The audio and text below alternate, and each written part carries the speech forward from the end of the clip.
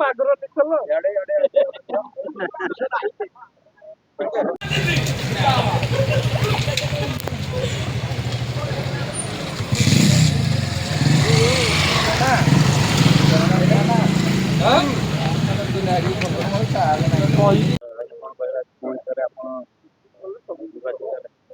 ମୁଁ ଅନୁଗୁଳ ଓକିଲ ସଂଘକୁ ଆସିବା ପରେ ପ୍ରଥମେ ଓକିଲ ଭାଇ ଭଉଣୀମାନେ ମୋତେ ପ୍ରଥମ ଥର ଉପସଭାପତି ଭାବେ ନିର୍ବାଚିତ କରିଥିଲେ ଏବଂ ତାପରେ 5 ଥର ଲଗାତାର ସଭାପତି ଭାବେ ନିର୍ବାଚିତ କରିଥିଲେ।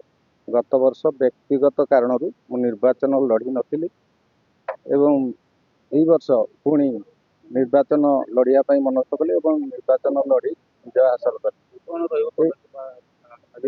ଏଇ ଯୋଉ ବିଜୟ ଆମ ଅନୁଗୁଳ ଓକିଲ ସଂଘର ଗୁରୁଜନ, ମୋର ଭଉଣୀମାନେ ଏବଂ ବଡ଼ ଓକିଲ ଭାଇମାନେ, ମୋର ସାଙ୍ଗ ଏବଂ ମୋର ଛୋଟ ଓକିଲ ଭାଇ ଭଉଣୀମାନେ ତ ଦେଇଥିବାରୁ ମୁଁ ଆପଣଙ୍କ ମାଧ୍ୟମରେ ଶୁଭେଚ୍ଛା ଜଣାଉଛି। ସେମାନେ ଯୋଉ ସାହାଯ୍ୟ ସହଯୋଗ କରିଛନ୍ତି ତାଙ୍କ ପାଇଁ ମୋ ତରଫରୁ ଆନ୍ତରିକତା ଧନ୍ୟବାଦ ଏବଂ ଆଗାମୀ ଦିନରେ ଓକିଲ ସଂଘର ଉନ୍ନତି, ଓକିଲ ପରିବାରର ଉନ୍ନତି ଏବଂ ଓକିଲଙ୍କର ସୁଖ ଦୁଃଖରେ ମୁଁ ସାଥୀ ହେଇ ରହିବି।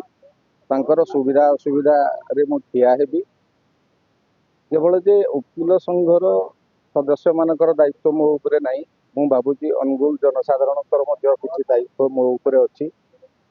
ଜିଲ୍ଲା ପ୍ରଶାସନ, ପୋଲିସ ପ୍ରଶାସନ ଏବଂ ଆମର ଜୁଡ଼ିସିଆରୀ, ଓକିଲ ସଂଘ, ରାଜନେତା, ସାଧାରଣ ଖଟିଖିଆ ଦିନ ମଜୁରିଆ ଠାରୁ ଆରମ୍ଭ କରି ସମସ୍ତଙ୍କୁ ଏକ ସୂତ୍ରରେ ବାନ୍ଧି ରଖିବାର ମାଧ୍ୟମ ମୁଁ ଭାବୁଛି ଓକିଲ ସଂଘ ଏବଂ ଅନୁଗୁଳର ପ୍ରୟାସ ଦିଗରେ ଓକିଲ ସଂଘ ସବୁ ଦିଗରେ ଚେଷ୍ଟା କରିବ।